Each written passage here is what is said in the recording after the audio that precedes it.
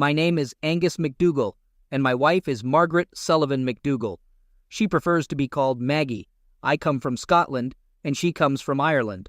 Of course, that should have been my first hint that we weren't a good match, but dang, I fell head over heels for her the moment I saw her beautiful blonde hair, green eyes, and amazing body. We first met a decade ago when I had just left the army and started college with her. She was 18, and I was 22. I was studying culinary arts thanks to the GI Bill, while she was pursuing an accounting degree. Somehow we clicked, probably because she loved chocolate, and I dreamed of making all kinds of chocolate treats. My mom adored chocolate, and it was always in high demand. While most chocolate businesses thrive during Christmas, my shop stays busy year-round, especially during Valentine's Day, Easter, and even Independence Day. Valentine's Day rivals Christmas in terms of chocolate sales, and my shop does even better during that time. But I really dislike my first name, Angus. Seriously, Mom? Did you have to pick Angus? I go by Mac to everyone. Nobody calls me Angus, not even my wife. Well, except for my parents when they're mad at me. Otherwise, it's always Mac. Maggie had just informed me that we needed to have a serious conversation. Instantly, I felt uneasy, as every guy knows what those 4 words typically imply when said together. It's usually a precursor to bad news, like a breakup or divorce. So, with a sinking feeling, I took a seat and looked at her, sensing that my world was about to shatter. We'd been together for 10 years, happily married for 8 of those. Well, at least I had been happy. I assumed Maggie had been too. As I sat there, I pondered the possible reasons for her impending revelation. Was it about our bed life? Unlikely. We were intimate regularly, having marathon sessions 4 or 5 times a week, and she always seemed satisfied. Money problems? Doubtful. I had a 6-figure income, nearly $250,000 after all expenses, including payroll, taxes, and overhead. Financially, we were more than comfortable, earning close to $375,000 combined annually. Could it be that she no longer loved me? Not from my side. I loved her deeply. But had she stopped loving me somewhere along the way? Just a week ago, we were discussing starting a family.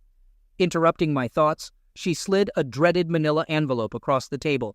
Maggie, please confirm this isn't what I suspect it is. I glanced at her, but her expression revealed nothing. I'm sorry, Mac, she said softly, her voice filled with regret. I should have talked to you sooner, but I want a divorce. Why? I asked, trying to keep my voice steady despite the turmoil inside me. It's complicated, she replied, avoiding my gaze. You found someone else, I stated more matter-of-factly than I felt. Surprisingly, I didn't explode in anger. Yes, she admitted, almost in a whisper. For how long? I inquired, my disbelief growing. God, what's happening to me? I should have been furious, pacing and shouting at her, but instead, I felt numb. 8 months, she confessed, her voice barely audible. 8 months, I echoed, trying to process the betrayal. You've been cheating on me for 8 months, and this is how I find out? I sighed, resigned. I guess you'll take everything in court. Since California doesn't favor alienation of affection, I don't have much recourse. No, Mac, she said softly, shaking her head. Your business is yours. The house is mine, inherited from my grandparents, but I'll give you a few days to move out. Once you've found your own place, I'll be asking for some minimal alimony until I marry again. It won't break the bank, though. I sighed heavily. Do I know him? I asked after a pause. If you lay a finger on him, you'll end up behind bars, she stated unnecessarily. I wanted to confront him, but risking my business wasn't worth it. I get it, but I think I deserve to know who's been screwing me over for the past 8 months, I said, shrugging. Reginald Pennington, she replied, keeping her head held high. Son of a gun, I muttered. That revelation was bombshell number 2. I despised him even before this. Now I was furious. I closed my eyes, trying to calm down. Reginald Pennington, blonde, blue-eyed, filthy rich from old money, and outrageously snobbish with a streak of bigotry. I'd warned Maggie about him after a dinner where we discussed charity work together. She brushed off my concerns, thinking he was harmless. Yeah, right. Harmless like a rattlesnake. I'd first met him at a charity event in our community, and even then, I didn't like how he looked at Maggie. He regarded me with disdain, and her with blatant desire. Barely keeping my anger in check, I finally met Maggie's gaze again. Well, I guess there's not much I can do about it now, I said, trying to appear indifferent. "I wish things hadn't come to this, Mac," she said, her smile bittersweet, a facade I could see right through. She was just trying to soothe my pain, but I saw right through it. "That's not true, Mac," I replied calmly, my mind already plotting. "But whatever. I won't argue the divorce if that's what you want," I continued. "I'll review the papers with my lawyer before signing," I added, and she nodded in understanding. "I wouldn't expect anything less, Mac," she said. "Just so you know, it's not about anything you did or didn't do. Reginald and I have a deep connection. I still love you, but I'm in love with him," she explained, apologizing for the situation. What a load of nonsense. She was in love with his wealth. His family was loaded. At a charity ball we attended, he got too close to Maggie while dancing, and I noticed him adjusting himself afterward. I knew he couldn't satisfy her like I could. I almost laughed when I saw his excitement under his tight pants, but I held back, not wanting to cause a scene yet. "I'm sorry too," I replied instead. After our talk, she handed me the manila envelope. "You'll be served officially in the morning, Mac," she informed me. "We'll meet with my lawyer at Tim's office. This is just a preview of what I want from the settlement," she added. Tim Grayson, my childhood friend and longtime lawyer, handled all my legal matters, including my chocolate factory. "You know what? Drop the alimony, and we have a deal," I suggested, hoping she'd agree. She seemed to consider it. If she agreed, maybe I wouldn't go through with the plan I was already forming.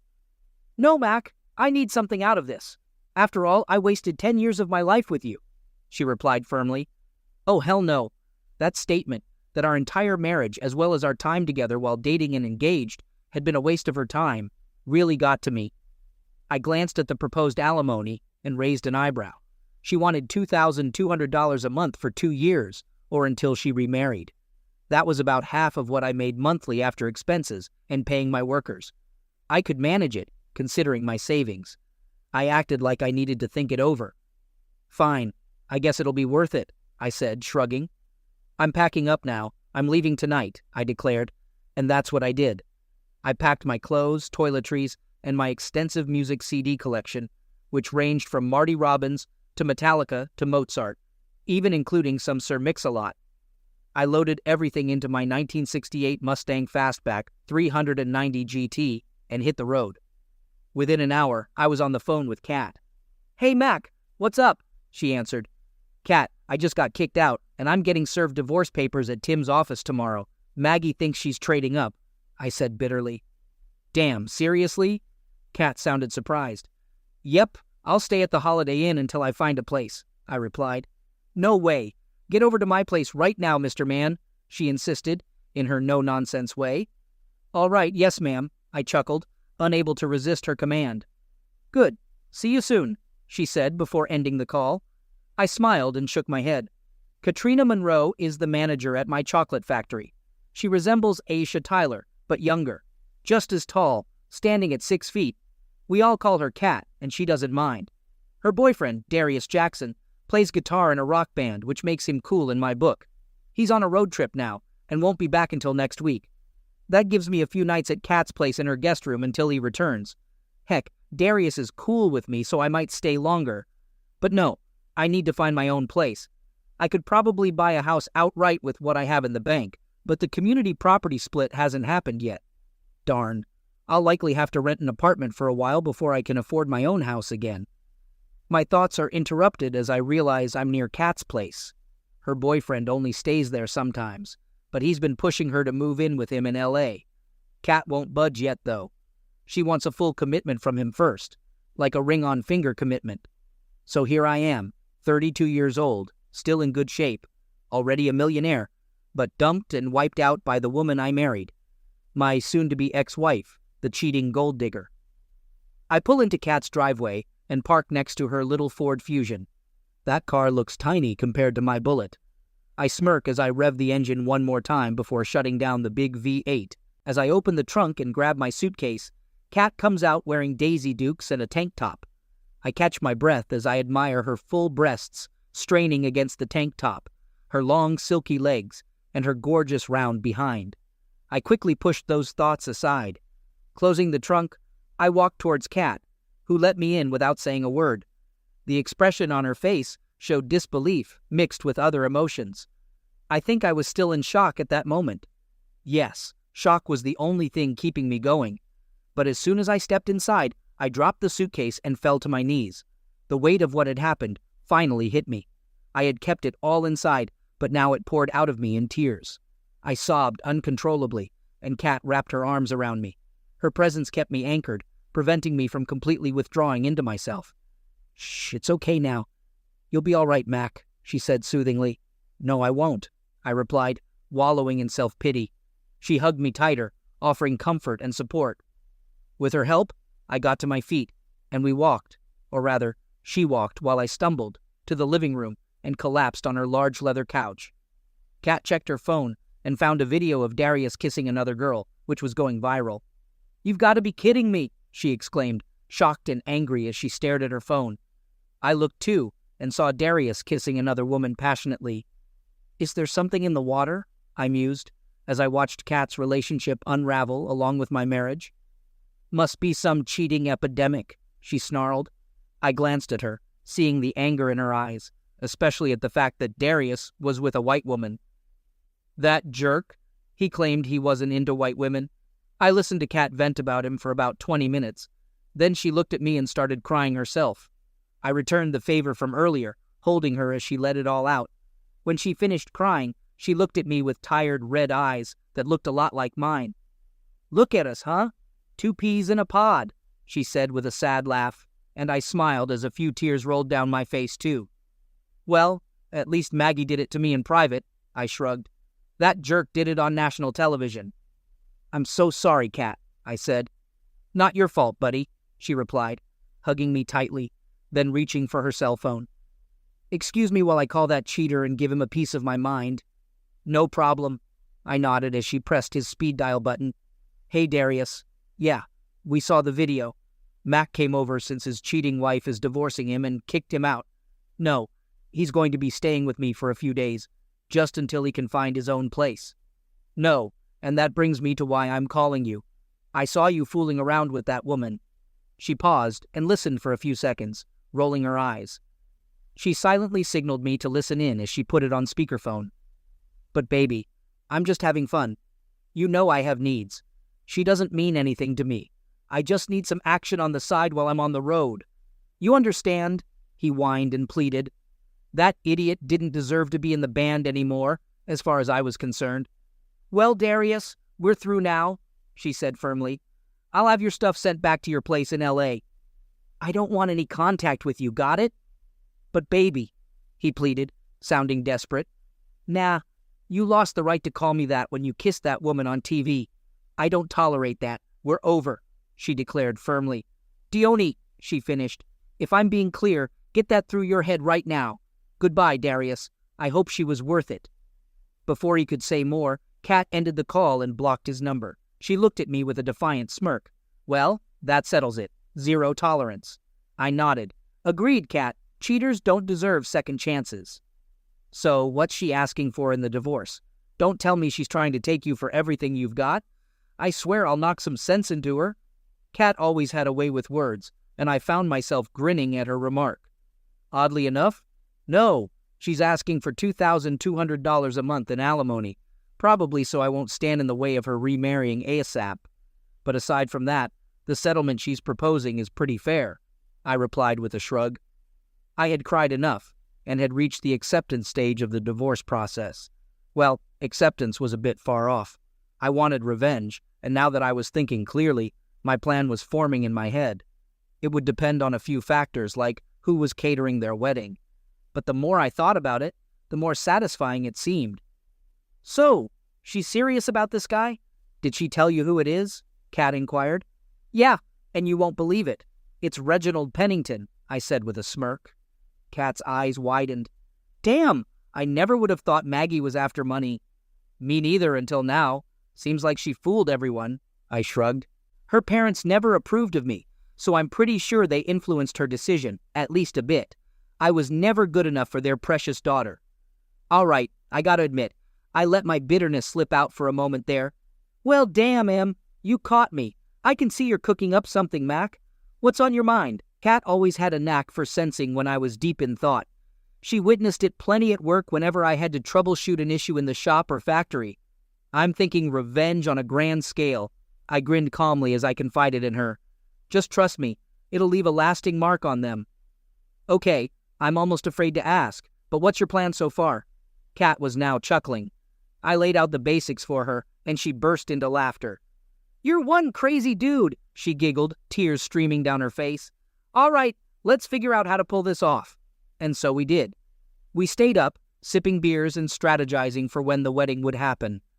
Considering I wasn't contesting the divorce, we estimated they'd tie the knot within 3 months, maybe 6 at most. We'd be prepared, and if I could maintain civility with Maggie, and yes, even Reginald, I might score an invite without crashing the party.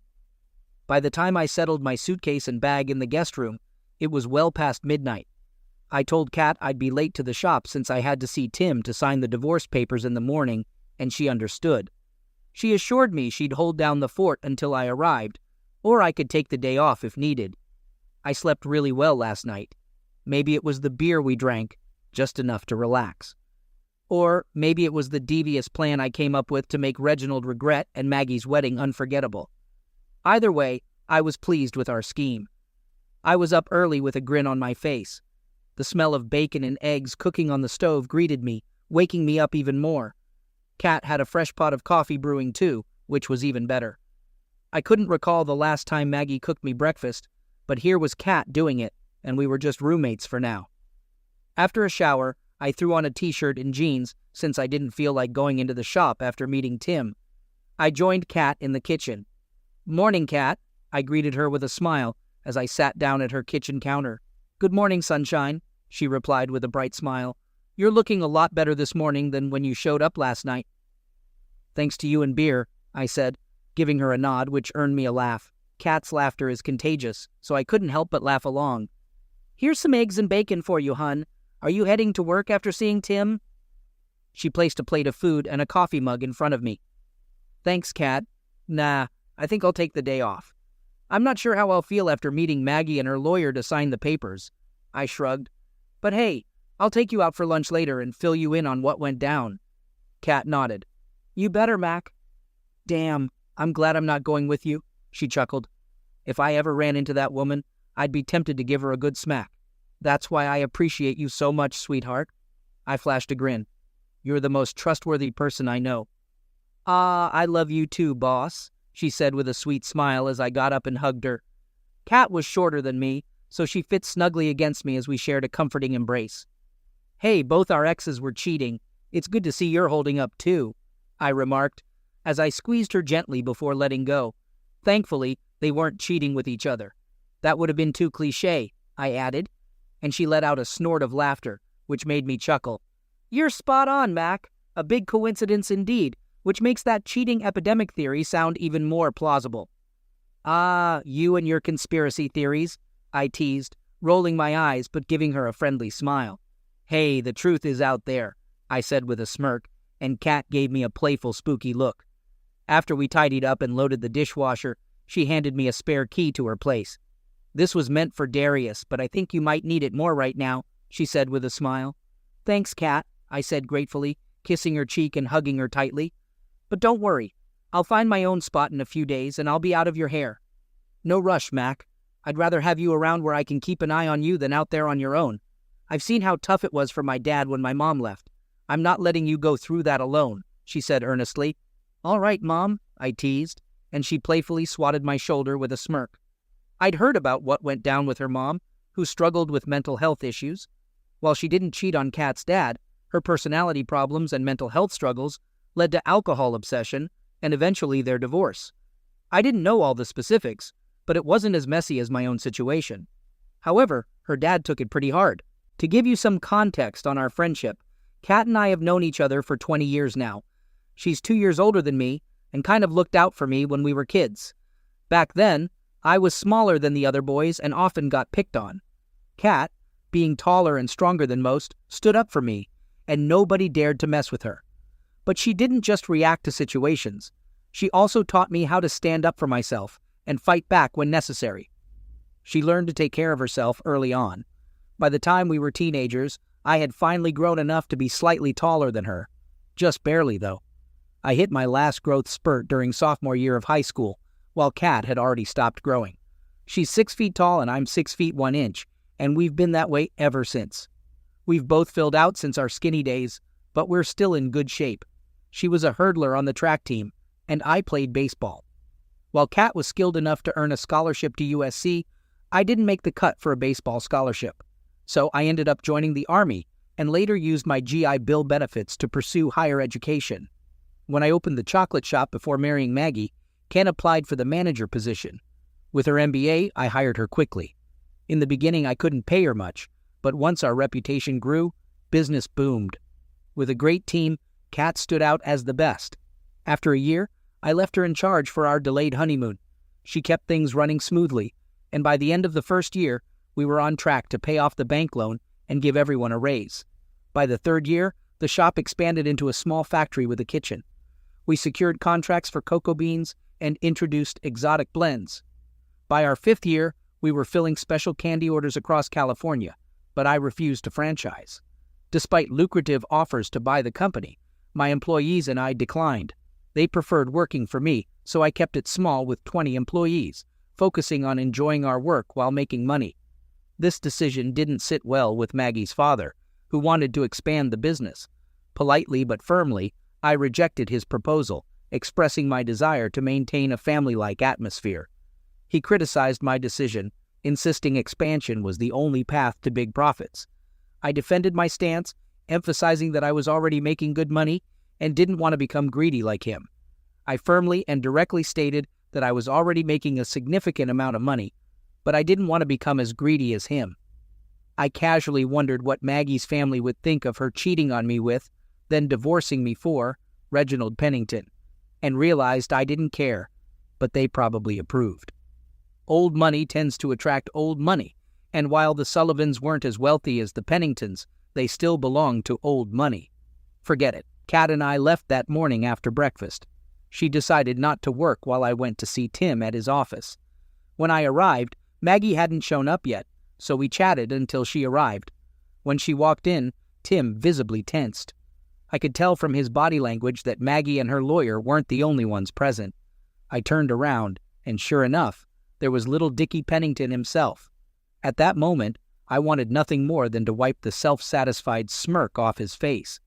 Instead, I ignored his extended handshake and looked at Maggie. "Well, let's just get this over with," I said with a shrug. Tim reviewed the proposed division of assets. Since my business wasn't funded by her or her family's money, and the house was a gift from her parents after her grandparents passed away, they weren't considered community property and remained ours.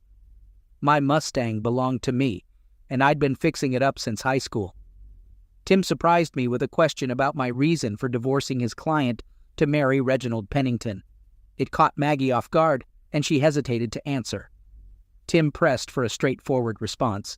Maggie's lawyer, a wannabe in all red, whispered something to her, and she softly admitted to the plan, looking ashamed. Tim didn't address her as Mrs. McDougal, and he inquired about the timing of the wedding plans. As they whispered among themselves, Tim leaned over and whispered to me about alimony, trying to help me avoid paying her anything. When they finished, Maggie confirmed the wedding plans would proceed soon after the divorce. Tim then revealed Reggie Boy's substantial wealth. He questioned why Maggie would ask for alimony from me when she could easily get money from Reggie. Maggie conferred with her lawyer, and Tim exchanged a quick grin with me. Gloria Jr. asked what I suggested as fair compensation, and I replied, "She can have all the furniture, not just her share." "I'm not bothered by that," I said with a shrug. They gathered in another huddle, speaking in quieter tones this time, before breaking and turning to Tim. "Agreed," stated the lawyer. And so, it was settled.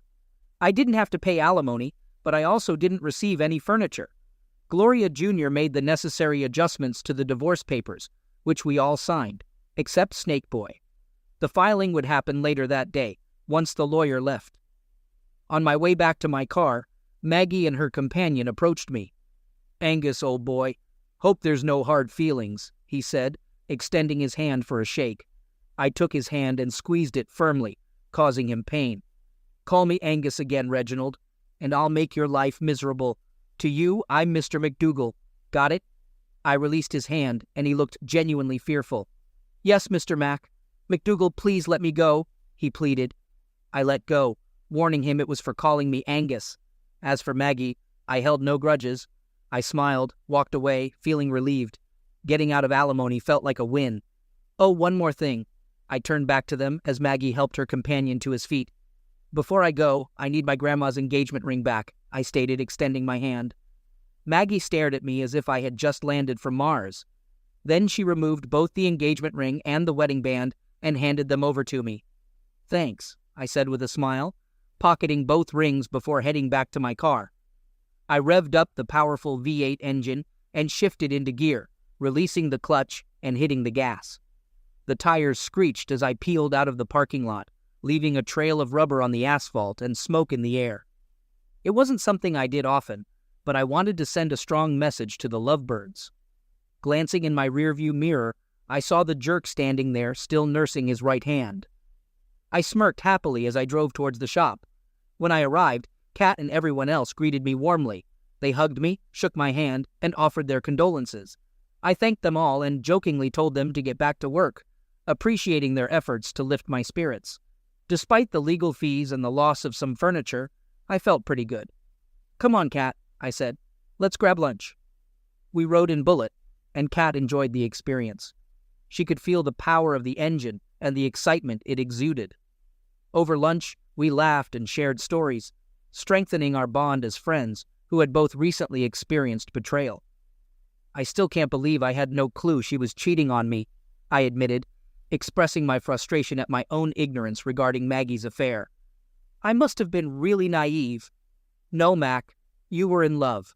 Love can blind us, you know," Kat said, smiling as she reached across the table and squeezed my hand. I couldn't help but smile back. "Thanks, Kat," I replied, returning the squeeze, showing her how much I valued her support, both at work and in my personal life. She was more than just my office manager and friend.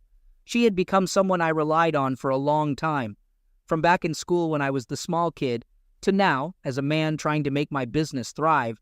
She had always been there. "You never have to thank me, Mac.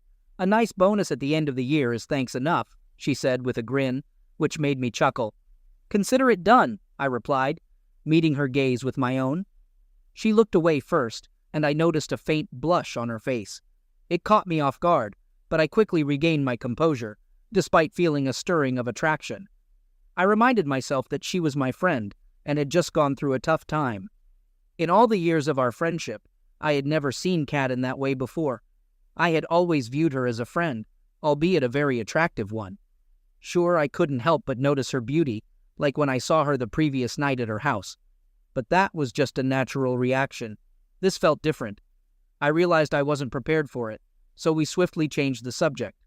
After we finished eating, I drove Kat back to the shop and left her there. She said she'd meet me at home, so I headed to the bluffs and stared out at the Pacific.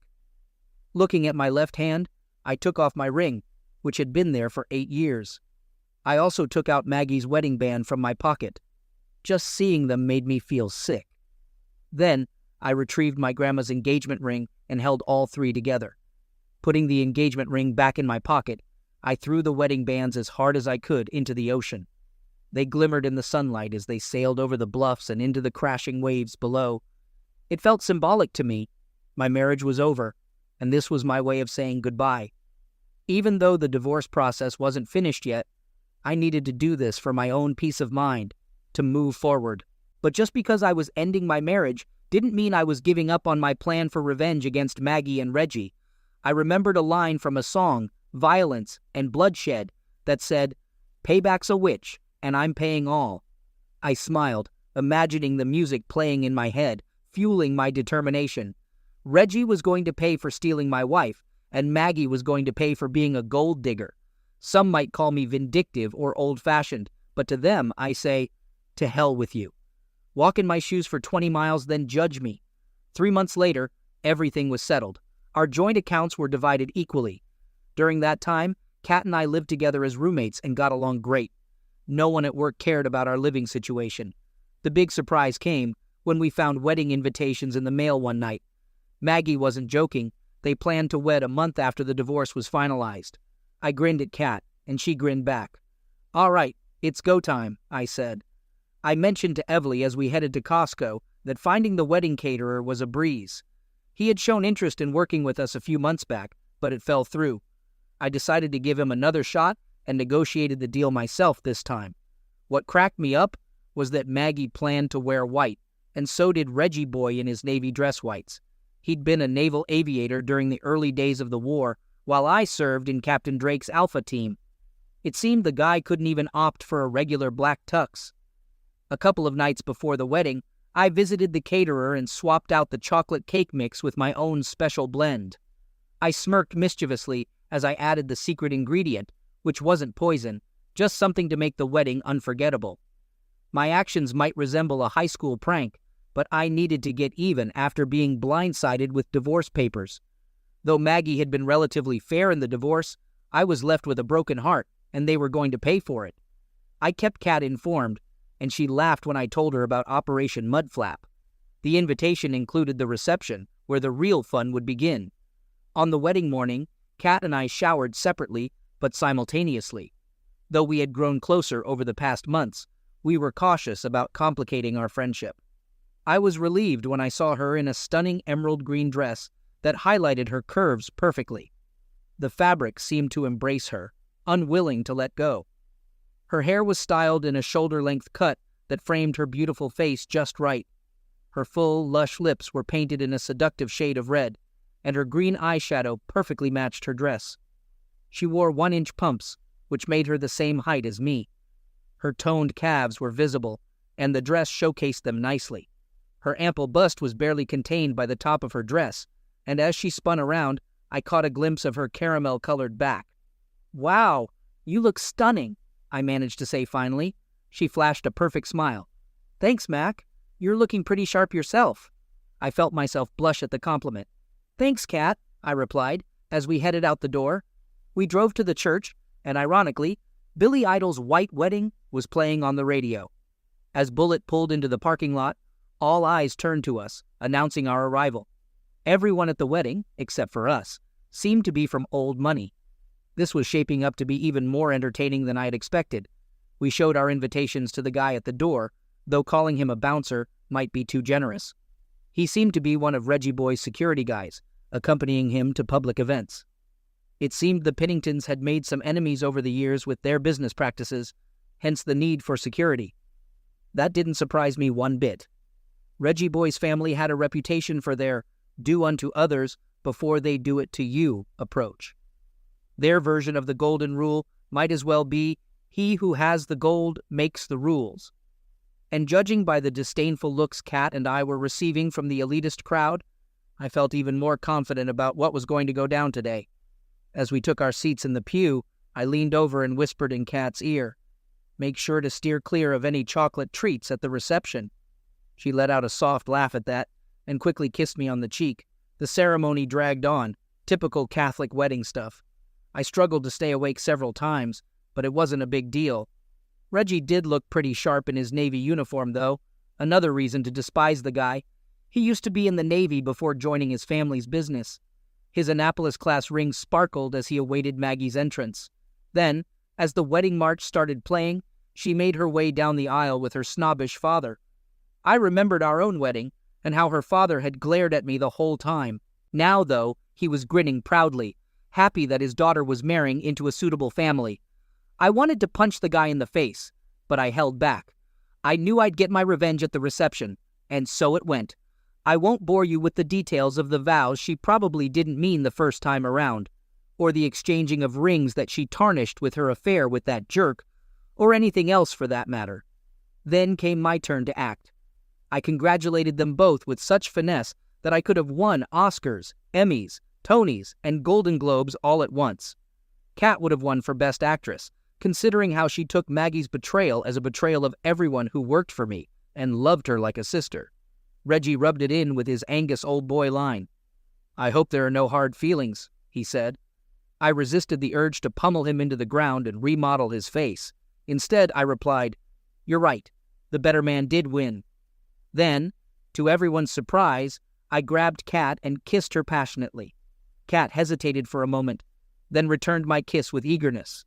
Right there, In front of Reggie and Maggie, I sealed my claim on Kat with a passionate kiss. That first kiss was incredible. Everything else faded away for a moment as our tongues intertwined and danced slowly, her arms wrapping around my neck while her fingers tangled in my hair. After breaking the kiss, Kat glanced at Reggie and Maggie. "Yep, the best man definitely won," she said with a wink, leaving the newlyweds stunned. We exchanged a grin as we took our seats, enjoying some delicious lobster for dinner. Then came the highlight of the evening as the wedding cake was brought out. Reggie and Maggie went through the traditional cutting of the cake and the playful smashing of cake in each other's faces. Everyone laughed, and guests lined up to grab a slice of cake. We decided to wait until the end of the line for a good view of the chaos to come, and sure enough, chaos erupted as soon as we reached the cake. It all started with an unexpected fart from the bride, a loud one that echoed across the hall. Then the groom followed suit with his own thunderous fart. I loudly excused them, earning chuckles from the snobbish crowd around us. But the worst was yet to come for the couple.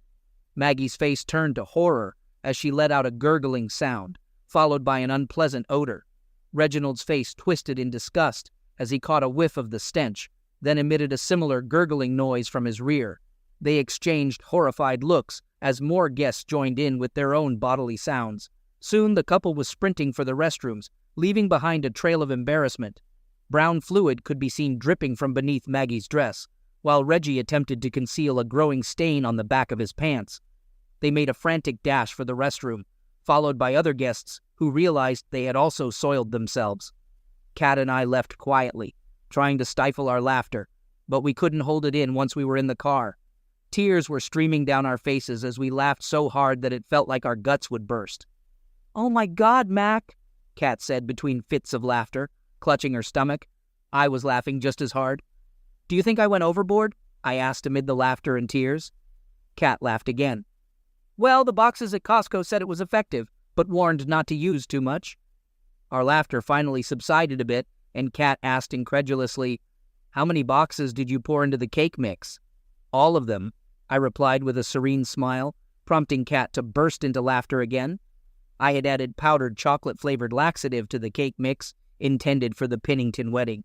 Most of the cake and cupcakes were laced with laxative since I replaced much of the cake mix with the powdered laxative. I also mixed some with the regular cake mix to balance it out, but I didn't expect it to take effect so quickly. That was just the beginning. Then I dealt with the caterer. I pretended to negotiate a contract with him for the chocolate from my factory. He had contacted me earlier, and I had delayed responding. I explained that we had been experiencing some delays due to illnesses among my team, but now that we were back on track, I could provide him with samples. He seemed eager, thinking I would fulfill his desires.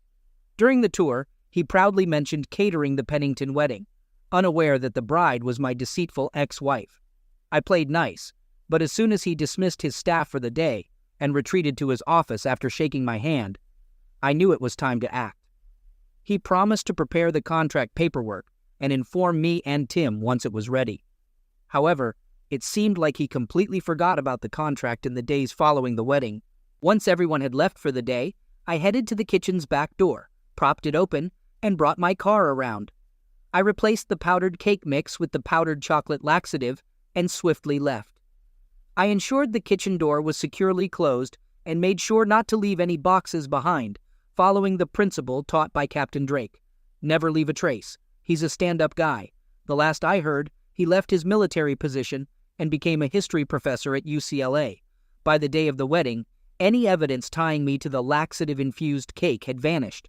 Only Kat and I were aware of the plan, and she kept it under wraps. When Kat and I returned home, she looked at me seriously. "Mac, about that kiss earlier," she began. "Kat, I know I crossed a line, but you looked stunning and I couldn't resist," I confessed. She gently placed a finger on my lips. "Let me finish. That kiss earlier was incredible," she said. "You're a good man and quite impressive for a white guy. What I'm trying to say is, I think we could be great together." She blushed slightly, and I leaned in for another kiss. Our lips met, and we kissed tenderly, feeling like we had been missing out on something special for a long time. After our kiss, we gazed into each other's eyes. "I think we could be great together too," I said with a smile, and she smiled back. Once inside, we kissed slowly again, I gently removed the straps of her dress as we kissed. We made love, and it was truly amazing. Some may wonder why I orchestrated the caterer's setup as I did. The issue arose when Sal, the owner, made advances toward Kat during her initial negotiations with him when he first expressed interest in working with us. After Kat firmly rejected his advances, she advised against doing business with him. However, when they were chosen as the caterers for the Pennington wedding, I saw an opportunity to address two issues at once. The fallout from the Brown wedding, as the media called it, was immediate. News outlets covered the event extensively the next day, capturing images and videos of the bride, groom, and guests rushing to the toilets. I invited all the folks from the shop to Kat's house to watch the chaos unfold. Although we weren't shown in any of the scenes, everyone knew we had been present. We laughed so hard, tears streamed down our faces as the high society guests scrambled to handle the embarrassing. The only folks I felt bad for were the janitors who had to clean up that mess afterward. About a week after the disastrous wedding, the cops came by asking questions. Kat and I had gone to the wedding, but we both said we left when things got messy because we were worried about getting sick. We kept straight faces during our interviews and burst out laughing only after the detectives left. We never heard from them again. Reggie Boy sued the caterer, but the caterer skipped town instead of paying up. Last we heard, he fled to Italy, his home country. Not sure what happened to him after that. Reginald Pennington IV was caught in bed with another man's wife less than a year after the wedding. Who caught him? The woman's husband, and he wasn't too kind to Reggie Boy. He called Maggie, and she had some choice words for Reggie when she arrived at the offended husband's house. Maggie showed up on our doorstep shortly after that. At least Reggie ended up losing a testicle in the fight that ensued. It turned out that while she had no qualms about cheating herself, she wouldn't tolerate her husband cheating on her. A bit of a double standard, don't you think? Yes, Kat and I moved into a bigger place since her small 2-bedroom wasn't quite cutting it. Our new home was a 4-bedroom ranch style, and I had it almost paid off by the end of the first year. It seemed Reggie Boy had made Maggie sign a prenup, stating that if she filed for divorce for any reason, she'd leave with only what she brought into the marriage. She still had her $125,000 a year job, but that was it. No billions for Maggie Sullivan. It was late the following year when we heard a knock on the door. Kat was 4 months pregnant, so I gave her a quick kiss and went to answer the door myself. I opened it to find a tearful Maggie. "What do you want, Maggie?" I asked, keeping my tone neutral. "I'm sorry, Mac. So sorry for everything," she sobbed. "You were the one who wanted something better," I said with a shrug. "What happened?" I asked. "I caught Reginald cheating on me," she admitted, crying even harder. "Well, that's rough," I said sarcastically. "Mac, I'm really sorry," she said, cutting herself off as she noticed Kat, who was pregnant, walking up behind me. "Baby, who is it?" Kat asked as she joined me. She smiled at Maggie. "It's Maggie, and she's leaving," I said as I closed the door on my ex's face. I locked the door and embraced Kat. "She's the past. You're my future. I love you, sweetheart." "Aw, I love you too, baby," she said as she kissed me. Kat and I eloped shortly after finding out she was pregnant. It was a small civil ceremony, her idea, and we became husband and wife. She's still my manager at the shop, and she's still one of my best friends. I love my wife.